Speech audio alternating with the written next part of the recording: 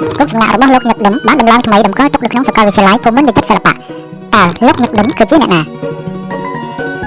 មុននឹងចូលដល់ប្រវត្តិរបស់លោកញឹកដិមយើងមកដឹងអំពីស្នាដៃរូបសំណាកនេះវិញម្ដងនេះគឺជារូបសំណាកដែលជាស្នាដៃរបស់និស្សិតសូត្រតម្រង់និងនិស្សិតវ័នបូរាដែលជានិស្សិតនៃមហាវិទ្យាល័យសិល្បៈចម្លាក់និងសូនរូបចំនួនទី31នៃសាកលវិទ្យាល័យភូមិន្ទវិចិត្រសិល្បៈស្នាដៃនេះត្រូវបានដឹកនាំដោយសាស្ត្រាចារ្យសុផុនសំខាន់និងសាស្ត្រាចារ្យគង់ប៊ុនណានៅក្នុងសម័យប្រឡងបញ្ចប់បរិញ្ញាបត្រនៅថ្ងៃទី17ខែកញ្ញាឆ្នាំ2025លោកញឹកដិមគឺជាវិចិត្រករដែលមានកេរ្តិ៍ឈ្មោះល្បីល្បាញនៅក្នុងសម័យសង្គមរាស្ត្រនិយមដែលត្រូវបានមហាជនទូទៅទទួលស្គាល់ចំពោះស្នាដៃគំនូររបស់គាត់មិនត្រឹមតែប្រជារាស្ត្រទូទៅសូម្បីតែព្រះមហាក្សត្រនរោត្តមសីហនុព្រះអង្គក៏ធ្វើការកោតសរសើរដោយឲ្យលោកញឹកដិមធ្វើការគូរគំនូរក្នុងសៀវភៅកម្រងចម្រៀងស្នាដៃរបស់ព្រះអង្គផងដែរ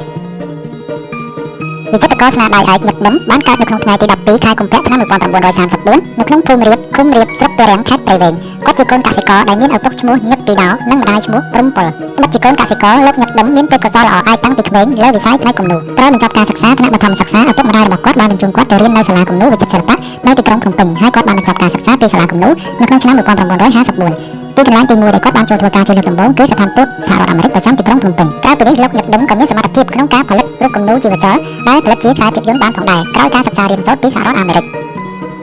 គំនូរដៃគូដដៃរបស់លោកញឹកដិមដែលមានភាពល្បីល្បាញនៅក្នុងសម័យសង្គមរាស្ត្រនិយមមានដូចជាគំនូរដែលទាក់ទងជាមួយនឹងទេសភាពធម្មជាតិរូបប្រាសាទបុរាណនារីជាពិសេសប្រាសាទអង្គរវត្តរូបខ្មែរចំនួនដើមរូបអ្នកចម្រៀងល្បីៗដូចជាលោកសៀមស៊ីសមុទ្រអ្នកស្រីរស់សេរីសុធាអ្នកស្រីប៉ែនរ៉នអ្នកស្រីហួយមាសជាដើមអ្វីដែលមហាជនចាប់អារម្មណ៍ខ្លាំងនិងធ្វើការកោតសរសើរទៅលើស្នាដៃរបស់លោកញឹកដិមគឺគាត់បានគូររូបគំនូរទាក់ទងជាមួយនឹងសម្រស់នារីខ្មែរ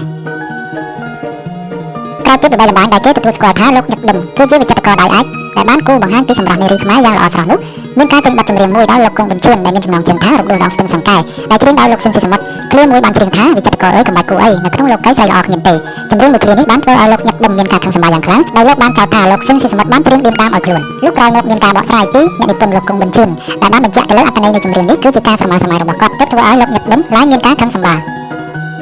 ក្រៅពីទេពកោសល្យនៃការគូរគំនូរយ៉ាងល្អឯកដែលទទួលបានងារថាជាវិចិត្រករដៃឯកនោះលោកញឹកដិមក៏មានទេពកោសល្យក្នុងការនិពន្ធទំនុកច្រៀងនិងទំនុកភ្លេងផងដែរក្នុងនោះមានដូចជាចម្រៀងដែលមានចំណងជើងថាទុកស្នេហ៍កម្មដែលជាចម្រៀងរបស់លោកសៀមស៊ីសមុទ្រត្រូវបាននិពន្ធទំនុកភ្លេងដោយលោកញឹកដិមក៏បាននិពន្ធទំនុកច្រៀងនៅចម្រៀងដែលមានចំណងជើងថាកុលាបមួយតោឲ្យលោកសៀមស៊ីសមុទ្រនិងចម្រៀងដែលមានចំណងជើងថាអ្នកណាឲ្យគូដែលជាចម្រៀងឆ្លងឆ្លើយរវាងលោកសៀមស៊ីសមុទ្រនិងអ្នកស្រីប៉ែនរ៉នផងដែរលោកញឹកដិមបានរៀបអាពាហ៍ពិពាហ៍ជាមួយនឹងអ្នកស្រីម៉ៅសាមេនទទួលបាននូវចំណងដៃកូនចំនួន6រូបកូនប្រុស3រូបនិងកូនស្រី3រូបជីវិតចុងក្រោយរបស់លោកញឹកដិមត្រូវបានស្លាប់នៅក្នុងសម័យរបបអាវខ្មៅគាត់ត្រូវបានគេជំលះឲ្យទៅធ្វើការនិងរស់នៅក្នុងស្រុកគិរីវង្សខេត្តតាកែវដែលជាស្រុកកំណើតរបស់ខ្ញុំនិងបានស្លាប់នៅទីនោះផងដែរគាត់បានទទួលមរណភាពនៅថ្ងៃទី16ខែធ្នូឆ្នាំ1978